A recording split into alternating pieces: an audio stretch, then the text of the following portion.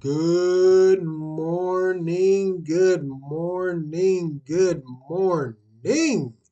The sun is shining, the birds are chirping, and you are breathing. Today is Tuesday, January the 16th, 2024, and I would like to welcome you all to This Is Just a Thought with Stephen Carnegie. Hey, before we go any further, I would like you all to hit that like and subscribe button and that bell icon so you can get notified when I drop these podcasts. Keep you in the loop. Man, hope everyone is having a wonderful or had a wonderful Monday, MLK Day. Hey, a lot of folks were off. Some were had to work, like myself. But still, all in all, was a good day. Man, temperatures here in North Carolina, cold, cold, cold. And it's going to get colder starting tonight. We're really starting this evening, pretty much after the sun goes down. Those temperatures are going to drop, and they're going to drop to some places right at freezing and below freezing. And on those northern border counties of North Carolina and Virginia, they could quite possibly see some snow and frozen precip. Well, the winter's here.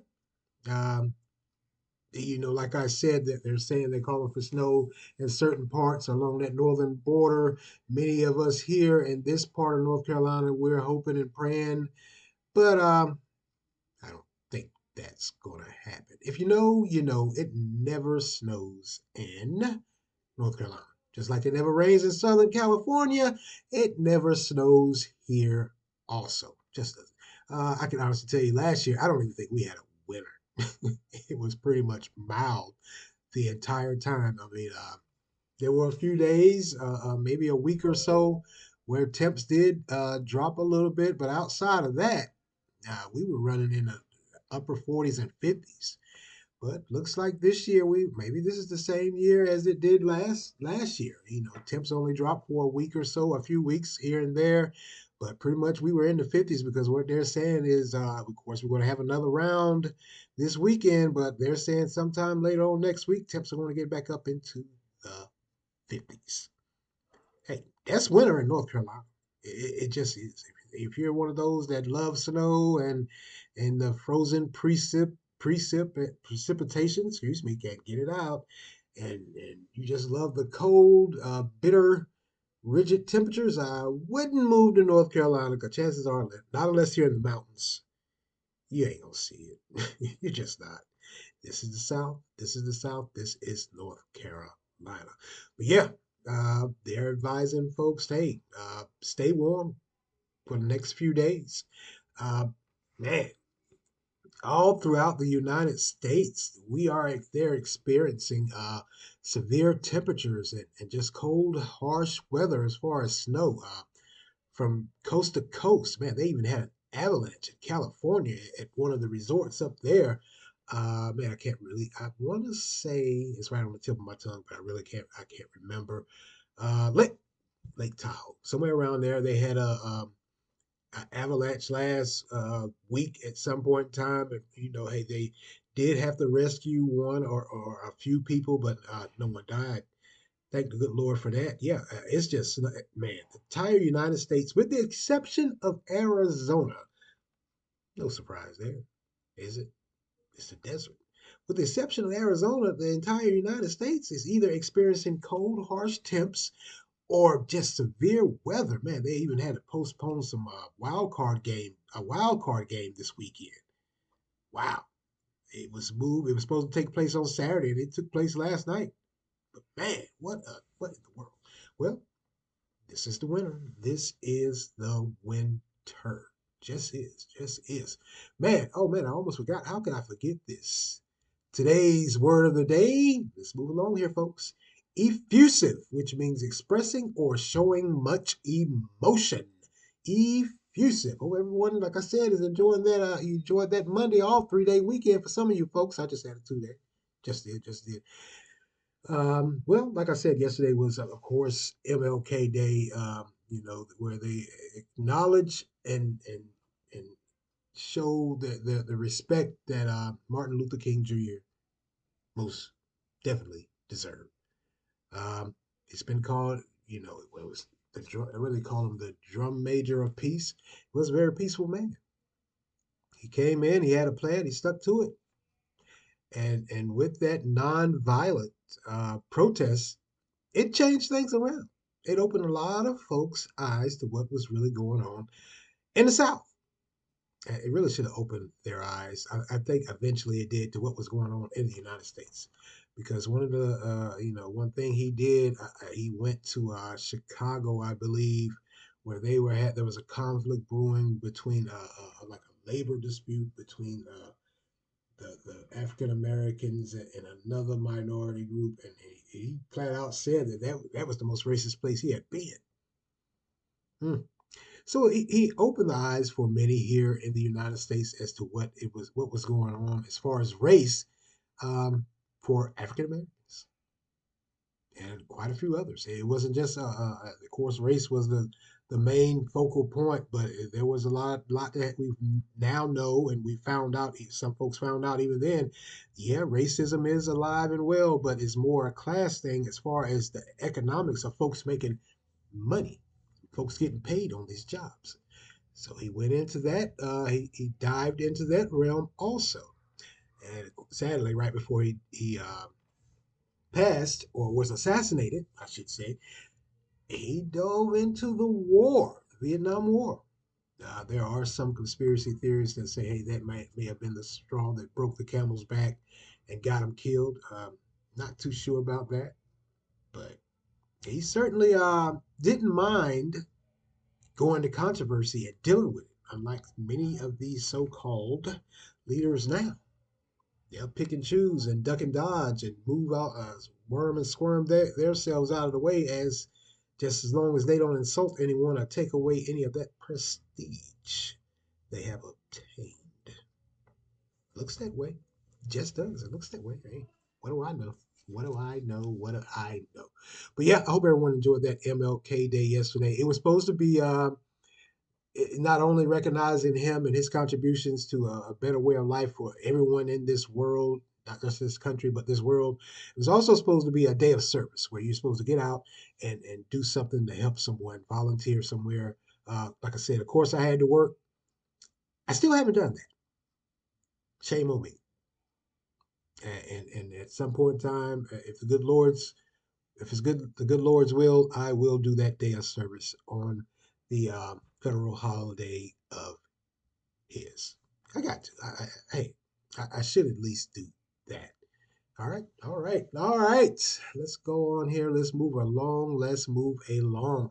Like I told you guys, the NFL playoffs, the wild card weekend. Of course, there were some weather delays and postponements, and flat out just moving games around, changing days. And hey, I gotta say, I don't know if you guys have watched, but this NFL playoff, it is turning some heads and upsetting some things. There were a few upsets, a few, hey, a few moments. If you were watching the game, you were like, well, what in the world? Have I stepped into a time warp? Have I stepped into another universe? This ain't supposed to be so. The teams that, came in and were supposed to be the dominant teams, the prominent teams, they didn't fare so well this weekend. There were a couple. All right, folks, let's go on. The Cleveland Browns versus the Houston Texans. The Texans won 45-14. They defeated the Browns. Joe Flacco, he's been putting on a clinic the past few weeks. He hasn't played the whole season. He came in for an injured Deshaun Watson towards the middle or the end of the year, and many folks have said he is a one-time Super Bowl MVP and champion. And he was, I guess at that point in time, they were saying, hey, he was fairly decent. He got Baltimore to the NFL championship, Super Bowl, and they won. But sadly, yeah, this weekend, Saturday, it came crumbling down. Man, like I said, the Texans won 45-14 behind Mr. C.J. Stroud. He's a rookie. He has a lot of folks looking at him, and hey, He looks and he appears, he's a rookie, like I said. So, there's always that what if or that rookie's curse where they do well the first season. Some of the rookies come back their sophomore season and they aren't looking so tough. But Saturday, hey, he was 16 or 21 for 274 yards and three TDs. He put in some work. Like I said, he's been looking good. He's last few weeks. He's been looking good pretty all season. They don't have a stellar record, but he kept them enough to where they can get a wild card, and they won that first round of the playoffs. Mm, mm, He's looking good. And Joe Flacco, he was 34-46 for 307 yards, one TD, but two interceptions. Mm, mm. Yeah, that was. I think it was a fairly decent game. Like I said, later on I'll tell you who they're playing in the next round, and you'll see why I say I can't wait to see that game. That's going to be my game of the week. Just is. And moving along here, man, the Miami Dolphins versus the Kansas City Chiefs. Kansas City on again, off again. Chiefs. Patrick on again, off again. Mahomes. They pulled it out 26-7. Now that was one of the games where that was the recorded the coldest temperature on record ever for a NFL game. Chiefs won. They pulled it out 26-7 at home in Kansas City, and it was like negative 20 some odd below. Well, those guys from Miami, they can't play in that cold air. Why? What in the world? Call it the home team's advantage if you want. Hey, Kansas City, of course, like many other teams in the NFL, they are used to playing in the cold. Yeah, those boys from the boys from Miami, where the lowest it gets is 60 or 70, or 70, and they're used to playing in 70 degrees plus weather. Certainly, weren't they weren't used to that. They just weren't. They can only put up 7 points on the board. Dolphins they did fall off a little bit at the end of the season. The Cowboys beat them. Tua, he was 20 of 39 for 199 yards, one TD, and one interception. And Mr. Magic Man Patrick Mahomes was 23 of 41 for 262 yards and one touchdown. Hey, he didn't turn the ball over. So apparently that was enough for them to sustain a win and beat the Dolphins 26-7. Hated for the Dolphins. I was really pulling for him. Tua and Tyreek Hill and the rest of those guys I was really pulling for him. But, hey, like I said, towards the end of the season, they kind of fell off. They didn't look so tough. Hmm. So, I'll also let you know who the Chiefs are playing. And, of course, we move on to Sunday. Man, Sunday, Sunday started the upsets for me. Oh man, it started the upsets for me. It just did. Man, the loss the Rams versus the Detroit Lions, who coincidentally it was Detroit's first time in 3 decades in the playoffs. Wow. Well, hey, the Rams lost 23-24. The Lions got them one. They are advancing. They're moving on. Like I said, the first time in 3 decades that they've been in the playoffs, and they got them one, 24-23. Oh man! And what was interesting, really, about this game was it was the return of two quarterbacks on the opposing teams. They were both traded to the teams that they played for on Sunday. They were swapped out. Matt Stafford, he was a one-time Detroit Lions, and they traded him to the Rams, and the Rams traded Jared Goff to the Lions. Man, well, if you're wondering how they did, Stafford was 25 of 30 for 367 yards and two TDs in the losing effort. Jared Goff was 22 of 27 for 277 yards and one touchdown. That was a close game. 23-24. Many are questioning the play selection of play call or just the flat out coaching of Rams head coach. They want to know, why did he make that last call on that last play? He should have just kicked the field goal, at least tied it or sent it into overtime. The Lions defense pretty much had a stop. They were stopping them all game. Coaching. Many of us, couch potato, what do you call them, armchair coaches, sit at home on the couch during these games and call the coaches out. Hey, at that time when you're in the heat of battle, you make what you believe and hold dear to your heart to be the best play selection you have, in hopes that it will work. It will get you a victory, but it didn't. So that was a bit of an upset because surprisingly, the Rams were predicted to win because they had that playoff experience. Like I said, the Lions haven't been there in 3 decades, nowhere near it. They got in. They got them one. They're advancing also. But the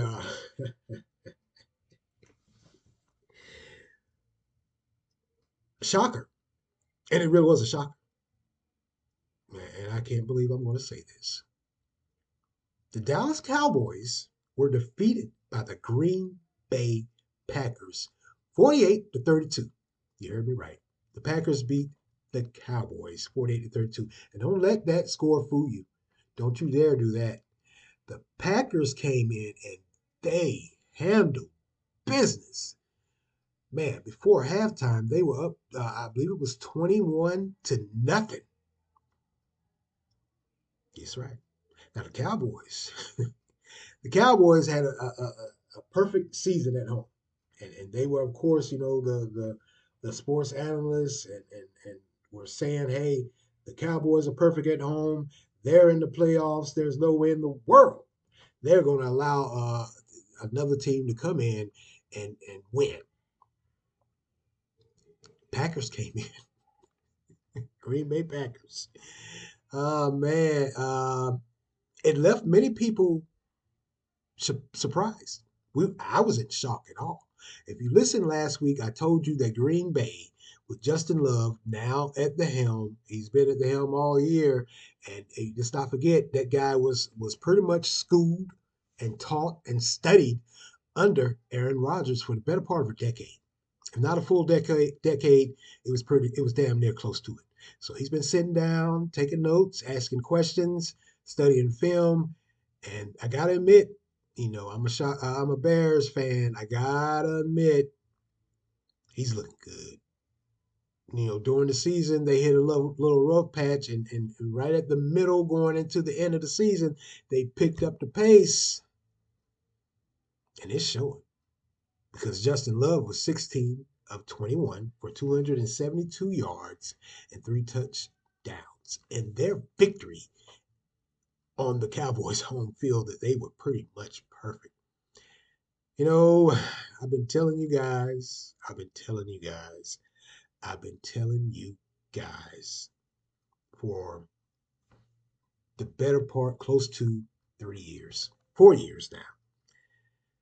That infamous, and I do mean infamous, Cowboys skid and flop is a coming. And it came. Well, it wasn't even a skid or flop because usually this happens before they even make it to the playoffs. They'll start skidding and then they'll just flat out flop and they can't even get in the door. But this year they got into the playoffs and they got booted out expeditiously. One and done. Cowboy fans are hurting. Man, you can't find them anywhere. You can't. They have no words. They have no excuses because that was just an old school butt whooping. Yeah, they got drugged. Green Bay Packers came in, like I said, they came in with Justin Love, who has been studying under Aaron Rodgers for a better part of a decade. But the kicker is, you would expect Justin Love to do good, but he doesn't really have any top tier receivers. The receivers he have are at a max 3 years in the league, and that's only like one. There's only like one that is maybe 3 years they've been in the league. The rest of them have only been in the league 1 year. So he came in with pretty much a bunch of rookie receivers that nobody had ever heard of, and they controlled and dominated the game. They've been doing this the past month or so, right at the end of the season. Hmm. You can't say that hey, this was supposed to be the Cowboys' year. They were predicted to win. Some analysis said they were going to win it all, the Super Bowl and everything. And at one point in time, I got to say, but my common sense kicked in. They were looking like they were going to win it all. They were looking like that Cowboy team that however many years ago that won the Super Bowl 30 some odd years ago. They were looking like that, when they had Aikman and Michael Irving and Emmitt Smith, and they had a supporting cast in that particular year. I believe it was back in '95. They were hitting on all cylinders, and they ran right on through the playoffs and got in the Super Bowl and dominated also. At one point in time this year, they were looking like that. But like I said, my common sense kicked in, and it was like, man, this is the Dallas Cowboys. They are going to flop. And that they did. One and done.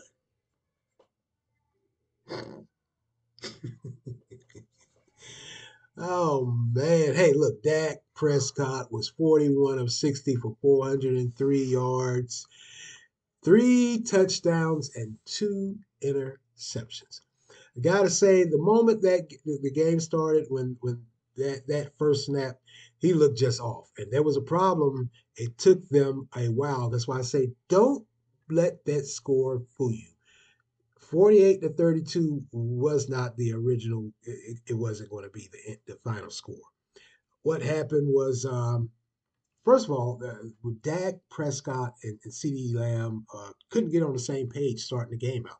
Like I said, when that ball was first snapped, they looked off, horrible, incomplete passes, uh, just overthrowing, underthrowing. Looked like Dak didn't have anything on his arm. Maybe it took him a while to get warmed up. Took you too long because Justin Love and company, they came out and they were just hitting um, those receivers. Wow. And hey, hats off to uh, uh, uh, the, the the the Packers running back. His name escapes me because he started it all. That running game of the Packers, they were on point Sunday right along with those receivers. They were they were just hitting on all cylinders. Packers as a whole was hitting on all cylinders. Their defense wasn't looked too favorably, especially against the Cowboys or any other team. But that defense, they held the Cowboys. They made them look pathetic because the Cowboys didn't score or start scoring till sometime going into the third, right at the somewhere in the middle of the third. That's why I say don't let that score fool you. And that defense held them. The only problem that came about as to how the points actually got put on the board, because I think honestly the Cowboys wouldn't have had but 7 points, maybe 10 field goal, was I don't know what Green Bay's coach was thinking. Took the starters out on offense and defense, and put the second string and backup in, and that gave the Cowboys momentum, and they put two more scores on the board, but eventually, I think the coach caught wind of what was going down and put his starters back in. Yeah, you should have waited a little while longer. I would have. Maybe it is Monday morning quarterbacking. It is, but I would have waited before I took those starters out because it showed because the Cowboys they had a little run, but they couldn't finish. They couldn't finish. Yeah, that Packers run game and the cast of young receivers, they handled business, buddy. They put in that work. They just did. Well, that was all for Sunday night or Sunday. Now there was, like I told you, the weather has been so horrible here in the United States, not just a certain part, but throughout the United States. The Buffalo Bills and the Pittsburgh Steelers were supposed to play on Sunday, I believe. Yeah, they were supposed to play on Sunday. Or it might have been Saturday. Well, it was Sunday. I told you guys that the Kansas City and Miami Dolphins game was the coldest in recorded football history for a game being played. Well, Buffalo and the Steelers game was supposed to take place on Sunday. The weather was so horrible, so bitterly, brutally cold, and snow. Well, it wasn't just snow, it was a flat out blizzard. They postponed the game until Monday afternoon. So they played yesterday afternoon. The Steelers versus the Bills. The Bills won 31-17. Many have speculated and said that, hey, Steelers coach Mike Tomlin might be gone. I don't think Mike Tomlin's gone. Mike Tomlin has a winning record, even though they didn't look so tough this year. He has had a winning season every year he's been there. I just don't think the Steelers are ready to get rid of him just yet. Um, like I said, they didn't look too good this year, and maybe a little bit of last year. And that's why I'm saying I don't think Mike Tomlin is going anywhere. I think he's going to stay right there with the Pittsburgh Steelers. Now, the Buffalo Bills. Josh, I might have it now. I might have figured it out. Allen, he was 21 30 for 203 yards and 3 touchdowns. And that was pretty much it. That's Josh Allen. So the Bills won again. They're marching on through the playoffs. Hmm. How many times have we seen the Bills in the playoffs? This Bills organization is very reminiscent. If you know anything, back in the 80s and 90s, they would control the AFC and they would end up in the Super Bowl every year. For maybe, man, I can honestly say I remember maybe about 3 or 4 years, and every year they won. It may have not have been 3 or 4 consecutive years, but they would always appear controlling the AFC with Jim Kelly, and then they would get to the Super Bowl and they would stink. So old Josh, I might have figured it out. Allen has pulled it out once again, and they're advancing in the playoffs. But another shocker. This one kind of hurt. I gotta say, it kind of hurt. It didn't just throw me. It kind of hurt. The Philadelphia Eagles versus the Tampa Bay Buccaneers. Tampa Bay, they ain't supposed to be here. They're in that NFC South, and I've said it before and I'll say it again.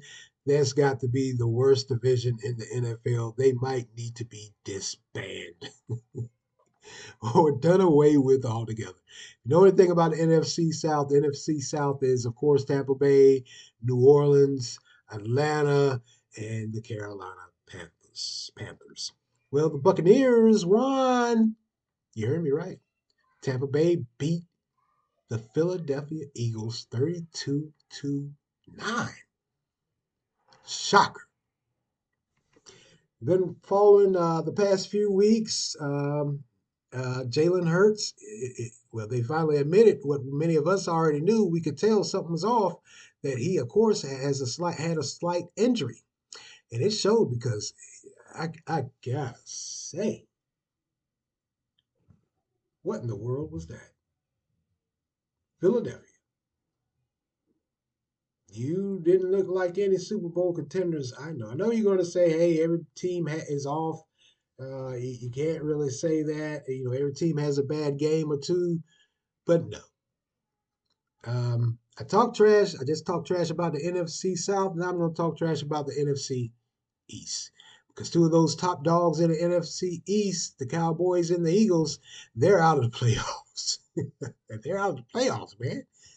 Why, what in the world? Jalen Hurts was 25 of 35 for 250 yards. He had one TD. Baker Mayfield, who has returned to the NFL, and he's the starting quarterback for the Tampa Bay Buccaneers. And they ain't got no complaints about him. You know, he was a one-time Cleveland Browns before he got out of the NFL. You know, no other team wanted him back, so he returned to, I guess you would call regular, degular civilian life, working 9 to 5. Then he got the call this year, and he's put in the work. Yesterday, he was 22 of 36 for 337 yards and 3 touchdowns. Made that Eagles defense look like they were just standing around where they were. And if you watch the game, you know the games, Tampa Bay, the last few weeks here, right before the end of the season, it seemed like something clicked because the defense was gelling. They were holding the offense, of course, behind Baker Mayfield. He was hitting on all cylinders, finding receivers, running back. The run game came back, and they were looking pretty good. But man, Philadelphia. What in the world? But like I said, they have been struggling these past few weeks. So whereas Philly struggled these last few weeks, looks like Tampa Bay got their stuff together, and Baker Mayfield and company, they pulled it off and are advancing in the playoffs. Well, next Saturday, the matchups have been announced after the last game last night. It looks like it's going to be the Houston Texans versus the Baltimore Ravens. Uh-oh, this is going to be a good one.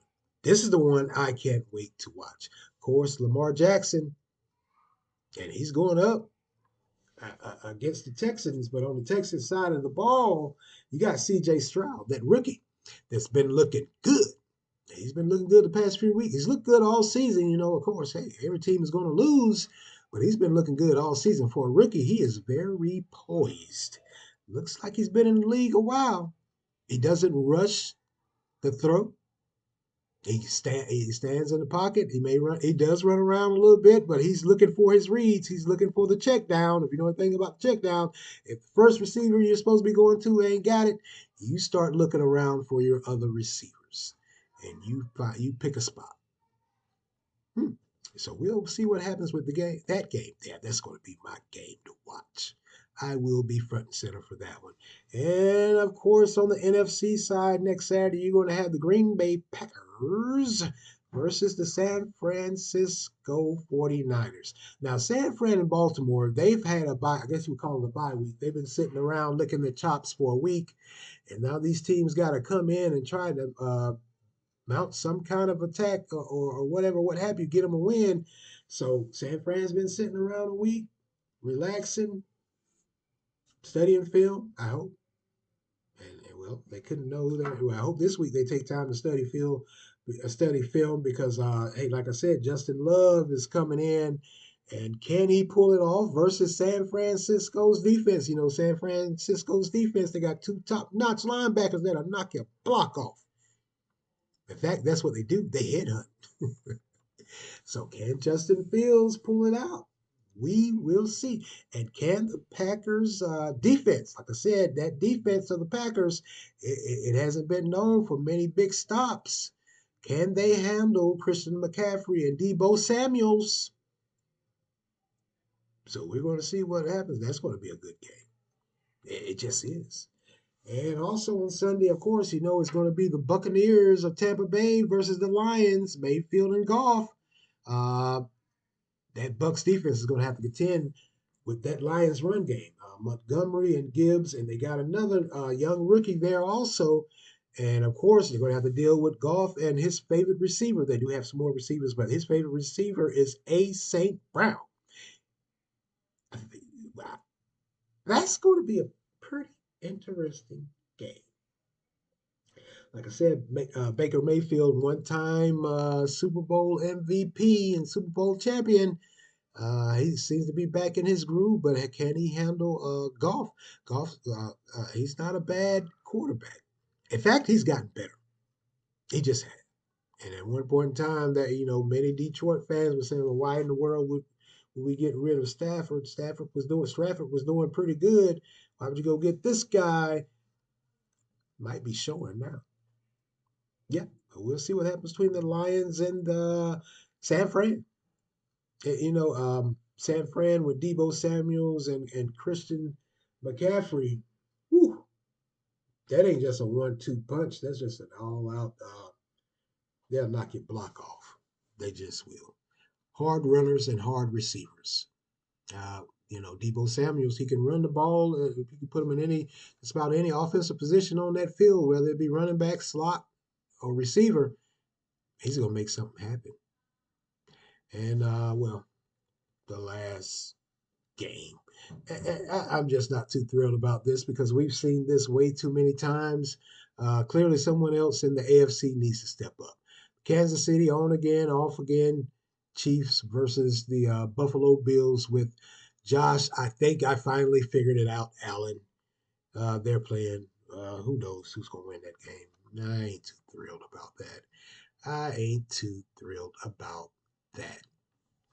All right, let's go get it. This is going to be pretty quick here. I'm going to end it with this. Man, the Iowa caucus happened yesterday, and if you don't know what the Iowa caucus is, of course, that is this is held for the Republican Party because they're trying to get together and figure out, and this usually sets the tone who's going to be the Republican nominee to run against old smoking Joe Biden. And it looks like coming out of that Iowa caucus, which really isn't that much of a surprise, looked like President Trump.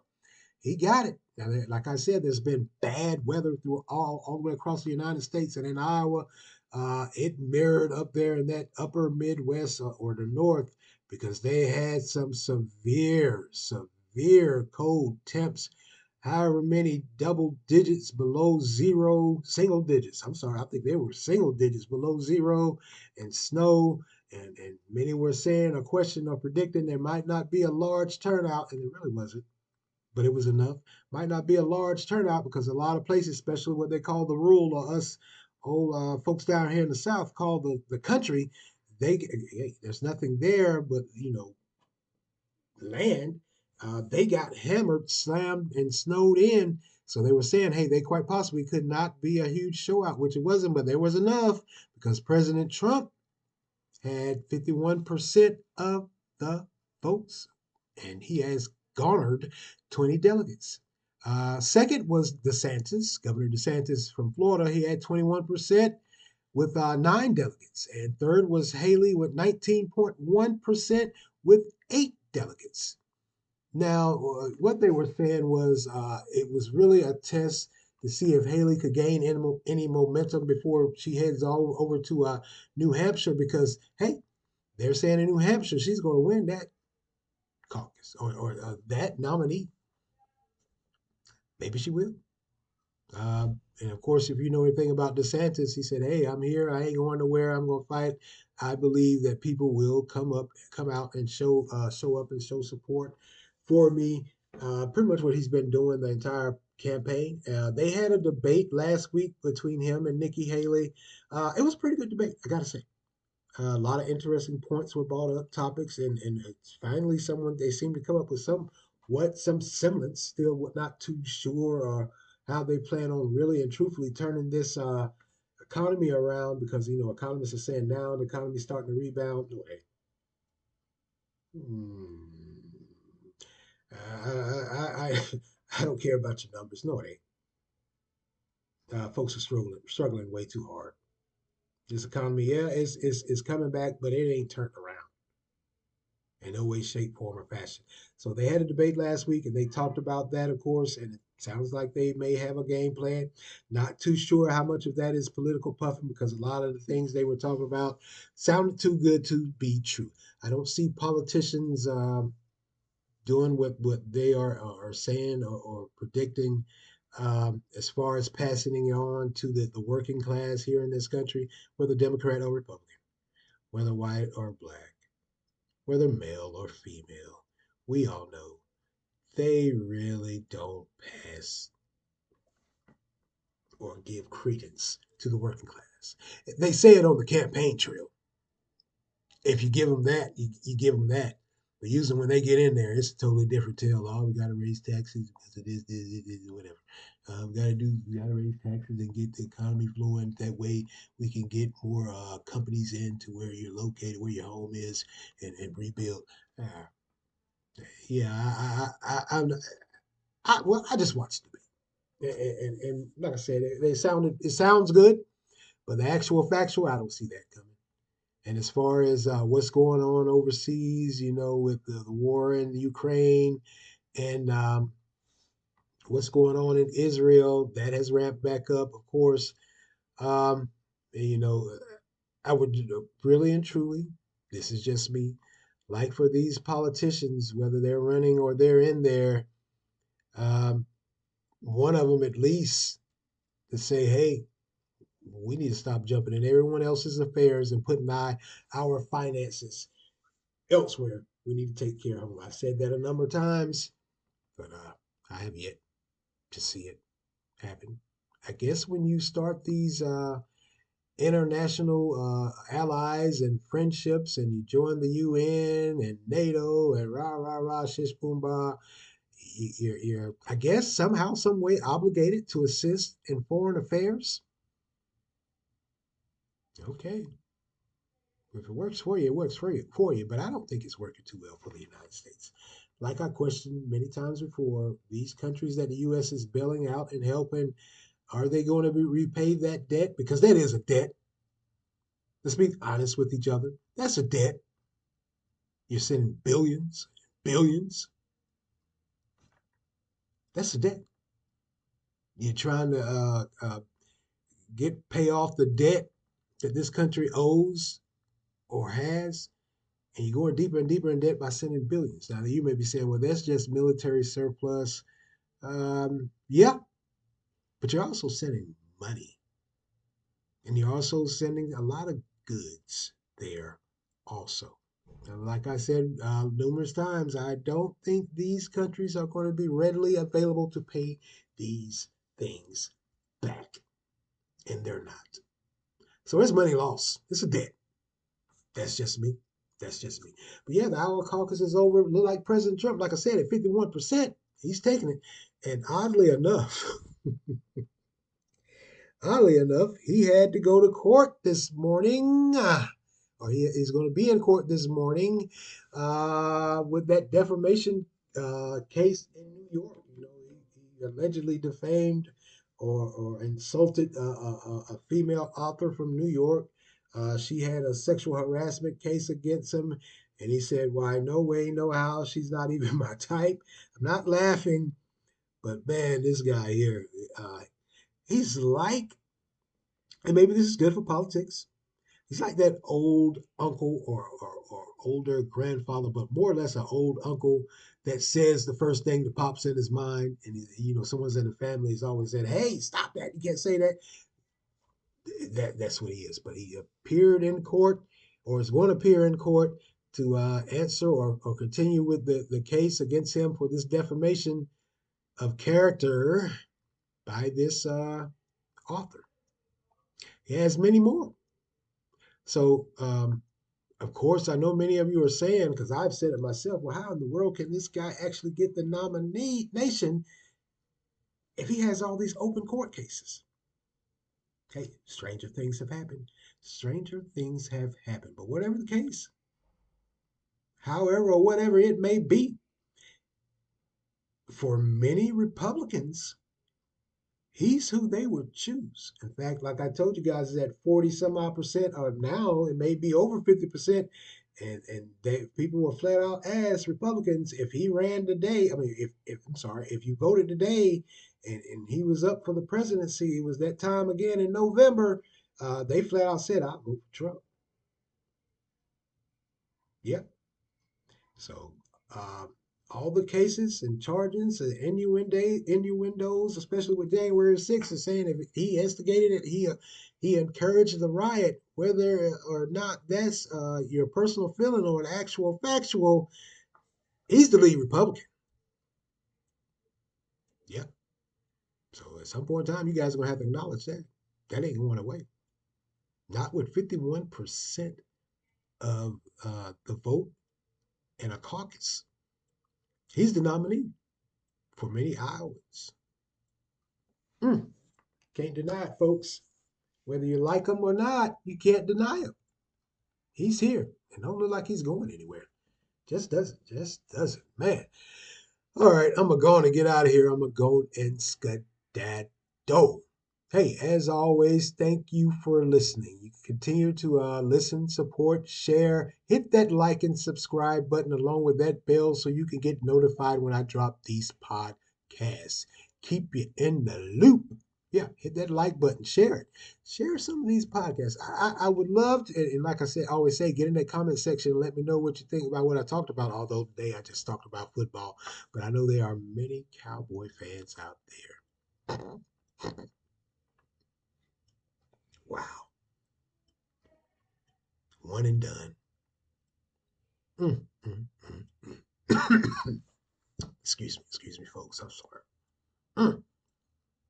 One and done. What are you gonna do? It's always next year. Just is, just is. I know there are many Philadelphia Eagle fans out there. What in the world happened to you guys? Mm.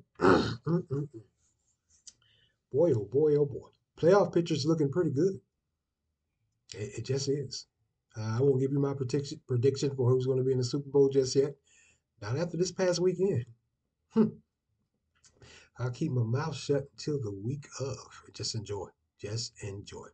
But hey, like I said, get in that comment section. Let me know what you think. Let me know what you think about old President Trump. And obviously, uh, as predicted, he's going to be the Republican nomination. 90 some odd charges or not, open court cases or not, looks like he's going to be the nominee for the Republican Party. So you can get rid of your sad face. You can get rid of your I'm holding out hope, optimism. He's it. Just is, folks. Just is. Just is. So get in that comment section. Let me know what you think. Hey, like I always say, hey, I'm pretty thick skinned here personally. Whether yeah or nay, hey, I won't bite. I won't get upset. We can all have an adult, mature conversation without getting downright belligerent and indignant towards each other. We can't all agree. We're not supposed to agree. We just aren't. So get in that section. Hey, comment. Let me know what you think about any and everything. Maybe there's a topic I need to talk about. Just is, just is. And as always, I want to thank each and every one of you for listening to This Is Just a Thought with Stephen Carnegie. Amen.